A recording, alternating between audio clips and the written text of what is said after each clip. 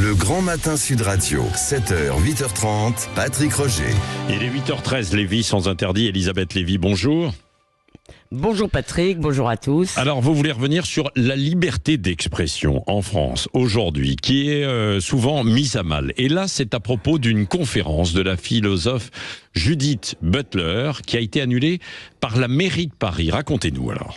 Bah oui Patrick, on dirait que la révolution woke a commencé à dévorer ses enfants. Donc cette rencontre était prévue demain soir au Cirque Électrique, une salle qui est dans le 20e arrondissement. Et il y avait donc Judith Butler et aussi la lecture d'un message d'Angela Davis, Et donc cette rencontre a été annulée par la mairie de Paris. Alors, qui est Judith Butler? C'est la papesse de la théorie du genre, si j'ose dire. C'est une figure de la gauche américaine tendance Black Lives Matter. Et elle coche vraiment toutes les cases du progressisme, y compris l'antisionisme bon teint. Et elle devait donc participer à cette rencontre qui était intitulée Contre l'antisémitisme, son instrumentalisation et pour la paix révolutionnaire en Palestine. Alors dans les organisateurs, il y avait des associations, il y avait des partis comme le NPA, le nouveau parti anticapitaliste, et un groupe appelé Révolution Permanente, Tzedek qui est un collectif juif décolonial, woke, et il y avait donc en gros le gratin de l'extrême gauchisme juif et anti-israélien.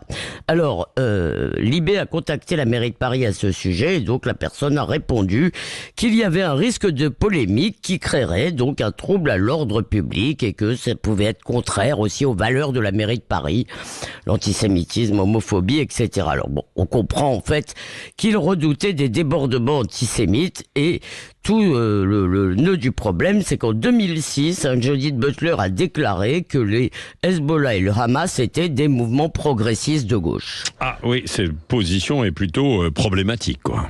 Oui, d'abord, oui, c'est effectivement problématique, mais c'était en 2006, et après le 7 octobre, elle a qualifié l'attaque du Hamas de massacre terrifiant et révoltant sans la moindre ambiguïté. Et puis, même... Prenons ses propos de 2006.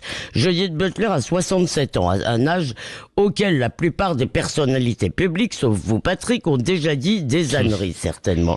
Et grâce à la mémoire infaillible d'Internet, vous pouvez maintenant fouiner dans le passé de tout le monde. Et c'est d'ailleurs ce qui s'est passé puisque cette conférence a refait surface juste maintenant. Et ces méthodes, donc, on voit bien qui ont été inventées vraiment par la gauche woke, c'est ce qu'on appelle la cancel culture, la culture de l'annulation, eh bien elles peuvent maintenant être utilisé par ses adversaires. Eh bien non, moi je ne suis pas d'accord, je crois que la liberté d'expression doit aller très loin. Bien sûr, il y a une limite. Par exemple, c'est difficile de laisser parler quelqu'un qui dirait bravo à ce qui s'est passé le 7 octobre. Mais on ne va pas interdire de parole tous ceux qui pensent malgré tout, et qui se trompent évidemment lourdement, à mon avis, que le Hamas est un mouvement de résistance. Oui, le débat d'idées pardon Patrick, ne peut pas se passer qu'entre centristes bon teint et libéraux bien élevés. C'est l'échange des arguments, souvent vifs, qui permet à la vérité de triompher. Et si on proscrit l'expression des mauvaises pensées, comme veulent le faire certains climatologues, eh bien ça ne pourra que nourrir les théories du complot. Par exemple, on peut aussi penser à ce qui s'est passé sur les vaccins. Et c'est aussi donner raison à ceux qui emploient la menace physique pour faire taire les voix dissidentes, comme celle de Florence Bergeau-Blaclair qui a été interdite de parole au Café Laïque de Bruxelles.